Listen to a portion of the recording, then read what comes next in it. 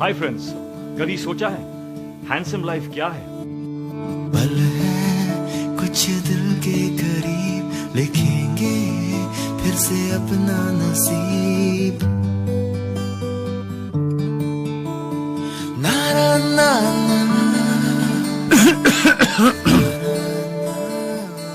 पापा पानी। अरे कहाँ थे तुम सुबह से? कितनी बार तुम्हारा फोन ट्राई किया। पापा मैं वो बाहर। अरे हाँ, तुम्हारा अपॉइंटमेंट लेटर। मुबारक हो बेटा।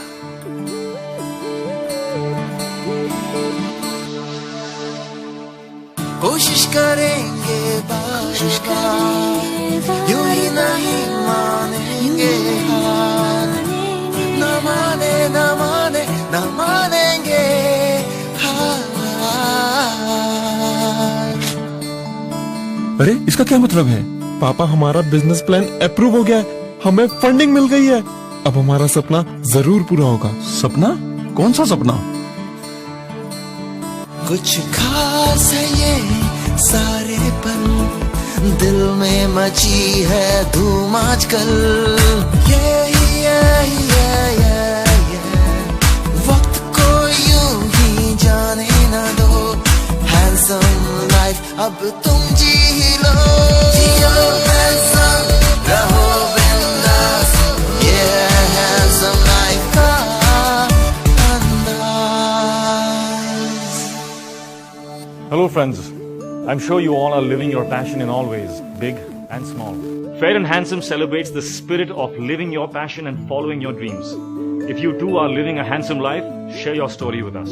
Fair and Handsome अब opportunity दे रहा है आप जैसे 10 लोगों को to meet me and be groomed in a program जो हमने personally design किया है आपके लिए.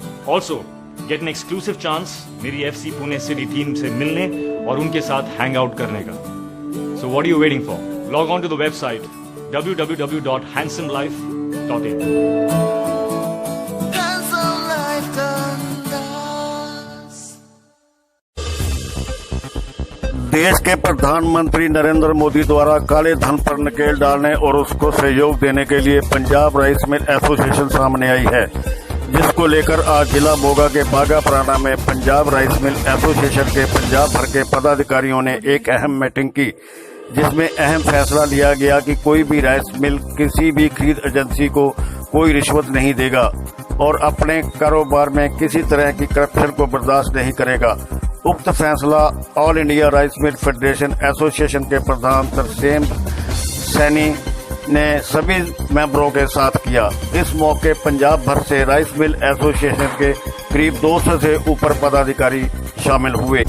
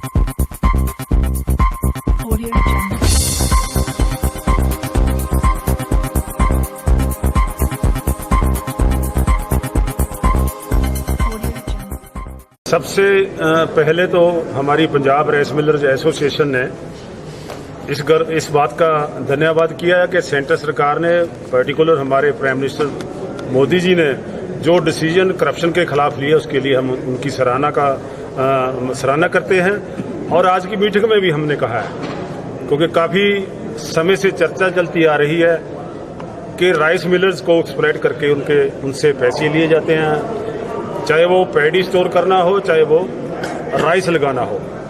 तो आज काफ़ी दिनों से, क्योंकि मैं federation of all India rice millers का प्रेसिडेंट भी हूँ, गवर्नमेंट ऑफ इंडिया ने पहली बार पहल की है कि यहाँ पे कंप्यूटराइज्ड लैब दी हैं, जिसमें 3 पायलट प्रोजेक्ट हमारे पंजाब में भेजे गए हैं। उन पायलट प्रोजेक्ट में एक जगरामा में है और एक पटियाला में और एक सनाम में भेजा गया है। उसमें कंप्यूटराइज्ड एनालिसिस होगा। इन केस अगर वो सक्सेस होता है तो विद इन मंथ हमारे हिंदुस्तान के सभी सूबों में और सभी इनके सेंटरों में, एफसी में, वो पायलट प्रोजेक्ट हैं जो आगे बढ़ेंगे। सैनी साहब, आपने बताया अभी केंद्र सरकार ने करप्शन के विरुद्ध मुद्दा उठाया है, तो क्या ये नकली जो करेंसी के ऊपर रोक लगाने से ये करप्शन हट जाएगी देश से? मैं ये चाहता हूं कि जो उन्होंने स्टेप लिया है, जितना करप्शन का पैसा है वो एक ही स्टॉक से मैं समझता हूँ मिट्टी बन गया होगा। बिजनेसमैन, मैं समझता हूँ बिजनेसमैन को चोर बताया जाता था, आज पता चल जाएगा कि चोर कौन है, जिनके अंदर से तिजोरियों से भरे हुए पैसे मिलेंगे।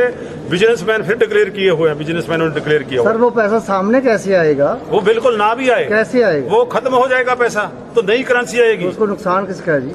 अल्टीमेटली नुकसान किसका होगा? जिन्होंने पैसे लिए हुए हैं, और आगे से कोई करप्शन नहीं लेगा। सैनी साहब, एफसीए में काफी करप्शन है, तो उसके खिलाफ आपके क्या फैसले? बिल्कुल, एफसीए के करप्शन के लिए एफसीए मैनेजमेंट के सीएमडी हमारे जो हैं, उन्होंने बड़ी बढ़िया पॉलिसी, और हमारी गवर्नमेंट ऑफ इंडिया की सेक्रेटरी फूड हैं जो, और हमारी पंजाब सरकार के कहने पर एक तो सेंट्रल एनालिसिस लेबोरेटरी बनाई है उन्होंने, जिसमें हम उनका कोई भी है सैंपल है चैलेंज कर सकते हैं एफसीई वालों का। और आज मैंने दिशा निर्देश दिए हैं हमारी सारी राइस मिलर्स को, अगर कोई एफसीई का स्टाफ मेंबर हमारे कहने से, इनके कहने से उनका सैंपल सील नहीं करेगा, तो मैं एफसीई मैनेजमेंट से बात करूंगा और उसको हम सैंपल के लिए, एनालिसिस के लिए सीजीएल लैब के लिए भेजेंगे। दूसरी बात, उन्होंने करप्शन के लिए हमारा पेमेंट है, जो पहले क्या होता था 10% पेमेंट किया जाता था चेक करने के लिए कि इसमें वजन तो कम तो नहीं है, स्टैंडर्डाइज स्नो बैग। और कुछ पिछले समय से हमारी पर्टिकुलर वेयर हाउस और रिको आज भी विरोध कर रहे हैं कि हम 10% पे पेमेंट देंगे। हिंदुस्तान में या वर्ल्ड में कहीं भी ऐसा नहीं है, बड़े कांटे का वजन माना जाता है। 10% only to check the standardisation of bag किया जाता है। हमारे वेयर हाउस कॉर्पोरेशन और रिको के जो लोग हैं जिन्होंने स्टोरेज कर रहे हैं, प्राइवेट कंपनियां, वो कहते हैं हम 10% के ऊपर वेट शीट देंगे, जो कि इलीगल है। हम इसका विरोध करते हैं और मैंने इसके लिए हमारे आदेश प्रताप सिंह कैरो जी, जो हमारे फूड सप्लाई मंत्री हैं, मैं उनके नोटिस में भी लाऊंगा, और पंजाब सरकार को भी, कि अगर आप मार्केट में माल लेने जाओगे तो क्या आप 10% पे लोगे? अगर 1 क्विंटल माल लेना है, 1 पैक को तो नहीं लिया जा सकता। तो ये हमारे सरेआम हमारे साथ धक्का है। ये 10% के नाम के ऊपर लूट होती है राइस मिलरों की, जिसको बर्दाश्त नहीं किया जाएगा। राइस मिलरों ने उनके खिलाफ नहीं, राइस मिलरों ने 71 पंजाब की एग्जेक्टिव बॉडी की मीटिंग करके जो प्रधानमंत्री साडे माननीय नरेंद्र मोदी जी ने फैसला लिया है, उसकी सराहना की है, और ये बहुत अच्छा फैसला है। और आगे से उन्होंने जो हमारे चावल मिलर एफसीआई को देते थे, उनके लिए केंद्र सरकार ने 3 नई स्कीमें लॉन्च की है कि अगर आपका चावल डिपो में जाता है तो वहाँ हम उसका सैंपल लेकर दिल्ली तक ले जा सकते हैं। जिसने ठीक चावल को गलत लिखा, उस एम्प्लॉय पर पूरी तरह एक्शन होगा। इस पॉलिसी के तहत एक पायलट प्रोजेक्ट भी पंजाब में 3 आए हैं, जो इलेक्ट्रॉनिक तरीके से एनालाइज होगा। मैं समझता हूँ इन पॉलिसियों से जो food corporation of India FCI में बहुत बड़ा रिश्वत कबूल वाला था, वो हमारे माननीय मैनेजिंग डायरेक्टर और सेक्रेटरी फूड इंडिया ने उस पर ठोस कदम उठाए हैं। राइस मिलर उनकी सराहना करता है, और इस तरीके से बहुत ज़्यादा रिश्वत, नामात्र रिश्वत रह जाएगी, और जितने भी जो छोटे व्यापारी हैं इस फैसले से पूरी तरह वो खुश हैं। तो आज आपने क्या फैसले लिए हैं? जैसे पहले चावल लगाने के लिए भी पैसे देने पड़ते थे, आज हमने ये फैसला लिया है कि कोई भी अगर एफसीआई का एम्प्लॉइज हमें इस बात पर परेशानी करेगा तो हम हायर मैनेजमेंट को उनके लिए सूचित करेंगे और सैंपल सील कराएंगे और उनको रिश्वत का कोई पैसा नहीं देंगे।